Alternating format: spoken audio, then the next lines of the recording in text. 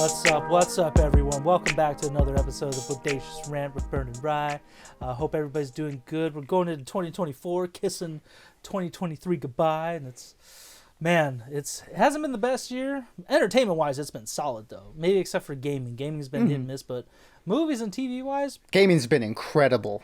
Not a good year for game makers, unfortunately, but video games, probably the best year ever. Okay, yeah. Well, I mean, I just see mostly bad things with games. I'm like, I didn't think it was that bad. There were some good games this year, but, either way. But probably more for, developers and stuff like that. They've definitely had a rough year. Industry-wise, yeah. But, entertainment-wise, it's been solid. So especially with movies and shows. And actually, even though with all the strikes and everything, there's still been some good gems coming out of streaming.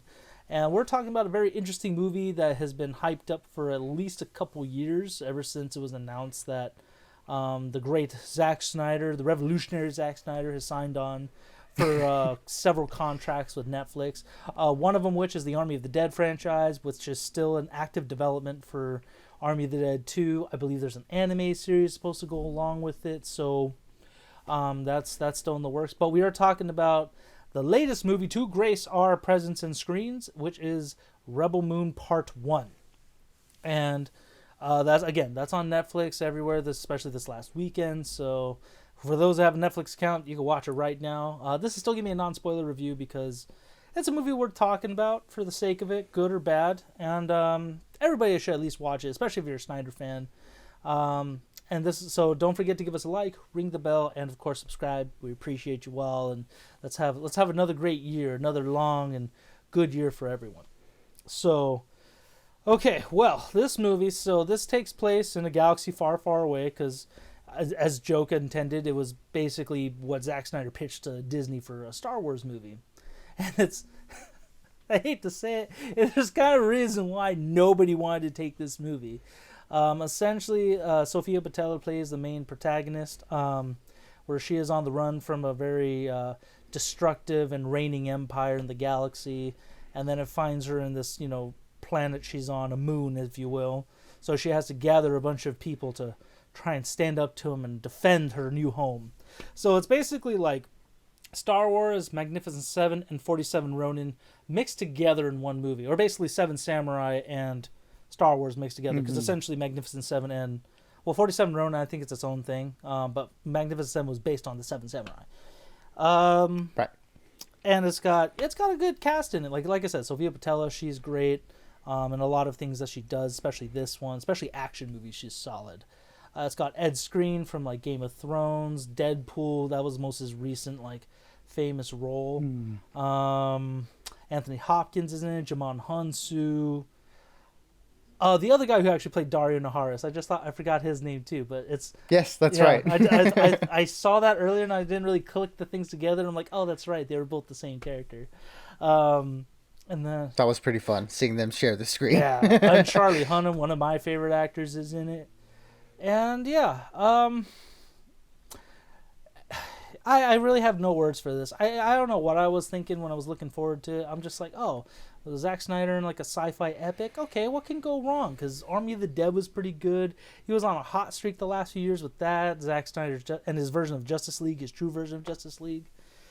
But, yeah, this movie is just meh. It's not god-awful. It's not garbage, but it's not really good. And I really don't know what went wrong. I don't know if that's because... he has total creative control. I don't know what he's trying to do with it. Now, I'm thinking, Bernie, before I pass it off to you, I know I'm talking a lot, but I'm thinking, is this going to be a movie that we're going to look back in the next 5 years as a deconstruction to sci-fi or war stories or something like that? Or is it just maybe one of his biggest flops, even though it's doing streaming well? Well, I mean, I don't even know the streaming numbers behind it, but I mean, people are watching it, I assume, because it's news. So, Bern, what did you think of this movie? And I don't know if you want to try and answer my question. You don't have to. It's just me percolating those thoughts. I mean, I can just share some speculation, but just my thoughts on the movie as a whole is the word for it that I would describe, at least for me and my viewing experience, was just unengaging. And that's very surprising. when it comes to a Snyder movie. I mean, I would say a casual fan of his. I like a lot of his movies. There's maybe a couple that I don't really enjoy, but for the most part, I find them pretty entertaining. Some really cool visuals, cool action sequences, and fun characters, and performances that are usually pretty good. I would say that a lot of his movies have pretty good acting. So, I generally view him as sort of like a Michael Bay-esque. I'm going into the movie, I kind of know what I'm going to expect, and I'm going to be entertained. And hopefully, unlike Michael Bay, Zack Snyder doesn't insult me while I'm watching the movie, and that hasn't been the case a lot of the time. So that's why I've been a little bit more of a fan of Snyder's in the last few years. Bertie, what are you talking about insulting? Michael Bay is a gem. No, I'm just kidding. He never puts stereotypes in any of his movies. He's fantastic. Keep going. I just thought of just the whole insulting us is like, oh my god, he really does do that. I don't know if that's intentional or not, but it's like, Mike, buddy, you gotta put it back. Yeah, it's there. It's there. But keep going, Berm. But yeah, I mean, it is pretty much how you described it. It's the Seven Samurai, Star Wars, like Warhammer 40K, like a bunch of, you can see there's a bunch of influences in this movie, and it comes together, and I'll say it in a visually, aesthetically pleasing package. There's some like Nordic influences there, which was pretty surprising. So yeah, I mean, in terms of the visual part, with a lot of other Snyder stuff, it didn't disappoint on that aspect. I'll say this world was very cool to look at. It was very interesting, the lore that we would get here and there about the world. I wanted to learn more about it, but within the span of a 2 hour and like 15-minute movie, I felt like I simultaneously like didn't get enough, but the movie dragged on for some reason. Like I said, like, these recruitment movies, getting the team together, going from planet to planet, getting these different characters. I like a good team up movie, and I like, getting different personalities and trying to get them together to work towards a common goal. Those are always fun, and for this one, it was just, like I said, there was just something about it where I just could not get hooked into the story, and I think it's probably due to the fact that that this movie was almost intentionally neutered for like some weird reason, as we've been seeing in the lead up to the release of this movie. Initially, this was definitely pitched as like an R-rated Star Wars, like it being on Netflix. The Snyder was supposed to have like full creative control, and any director who's worked with Netflix has gone on record saying that their partnership with Netflix is usually very very seamless. They don't try to have any edits. They don't have any say in what should be in the movie. They kind of just give the directors free reign to do whatever they want. And for it to come out, just a few weeks ago, that this was going to be a PG-13 2 hour cut of a movie that was not supposed to be the case, it just comes off as very insincere and almost like very corporatized. This seems like what's going on here is they're trying to recapture the same magic or the same stigma that the fervor that was the Snyder cut. The people rallying to try to get this thing made. It seems like they're trying to intentionally put out a bad movie with the hint that there's a better version coming later on, and the way that it feels so manufactured with this movie, it just really rubs me the wrong way. And if I'm just judging this movie on its own, it's like, yeah, what you put out was not that good, and if it was intentional on your part, that's just kind of I don't know, that it doesn't sit well with me. I just don't know what the reason would be to deliver an unsatisfactory product, really. Yeah, as director's cut, it's like, dude, it's streaming. There is no director's cut. This should be it. You had he had the way out with the Snyder cut because that made sense. Warner Brothers butchered his original movie, where it's like, dude, Netflix, you should have free reign to do whatever you want with it. I don't get that. Especially Army of the Dead. That was a solid movie. Yeah, it was almost 3 hours, but it's like, it was a great zombie movie, what he did with that. So I don't know where the mix-up happened with this. I don't know why they turned it PG-13. Visuals-wise, I will say, yes, I do agree with you for the most part. It is solid. But at the same time, with some of the wardrobe and then some of the creature design, it almost feels like just a giant mashup, but not in the best way. It's almost a little inconsistent visual telling for me. Like, some aliens look very normal, others look super fantastical almost, and it's hard to like say like what are we trying to do here? Are we like, I would like a little bit more consistent stuff, or at least if it's going to be weird, then they all should be like consistently weird in their own way. I mean, I know that's not the best way to explain it, but to me personally, I was just like, why is this one designed this way? Why is this one designed another way? There's no real. It just didn't feel like a united thing. Like one alien felt like it should have been completely part of a different story, where the other one, specifically this one character that what's the girl from? She was in BVS Ultimate Cut, and she was in Hunger Games Catching Fire. What the hell is her name? Jenna Malone. She plays an alien. Jenna Malone, yeah. And her character looks great. I really like that scene. But then there's a couple other aliens and stuff that I'm like, what is happening? What are we right now? It's like it didn't know if it wanted to be fantasy or sci-fi to me. And then Okay, yeah. that's so the visual storytelling is great and clean as it looks. It's very mixed signals for me, and that I didn't really care for, especially the wardrobe design. Some are very sci-fi looking, others are way too normal for this, and it just doesn't make sense to me. That's fair. Yeah, I mean, I did really dig the variety of aesthetics in the movie, but that is a fair complaint that in terms of like, I guess a cohesive visual language, the movie was very scattered in that aspect. Where yeah, it's picking influences from here and here and here, and throwing that all together in a pot isn't always the best choice. So yeah, I totally I get where you're coming from there. Yeah, and like I said, sometimes the acting just fell very flat. I didn't like what they did with Charlie Hunnam. I was very disappointed in his character.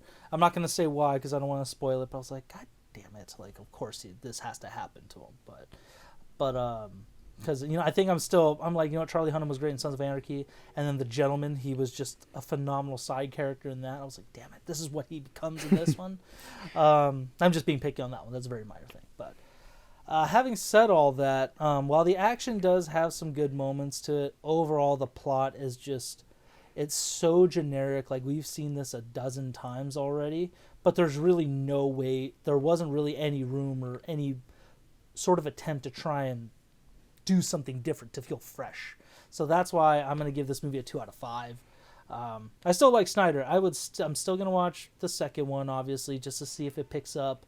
I'm looking forward to any project he's associated with, but I'm just going to say this one's his flop at this point in time.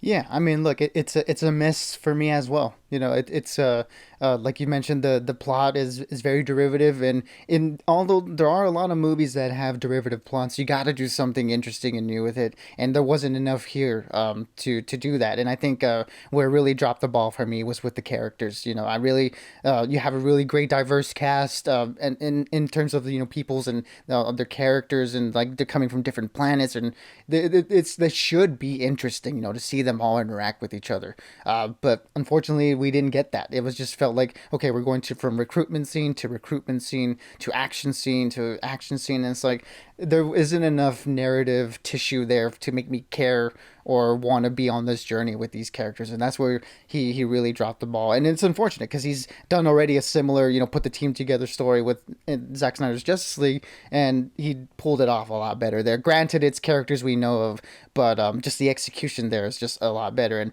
it was severely lacking here. So yeah, and then the visual element, like you said, is very hit or miss. And also the CGI too, I felt like it was very hit or miss there, which usually wasn't the case in a lot of Snyder movies. Usually his visuals are pretty top notch, and in here they were very all over the place. So yeah, just this whole movie is just very inconsistent, and just to cap it off with it being just very unengaging, I just left it thinking, yeah, I wish this one could have been better. And if the longer version is cool, but it's not one of those things that I'm really clamoring for. It's just one of those that I'm kind of okay with just not seeing again. Obviously, I'm gonna watch the second part just to sort of see how the story wraps up. But in terms of wanting more from this world, I'm not there, unfortunately. So yeah, it's gonna be a 2 out of 5 for me. It's not horrible, like Rye said.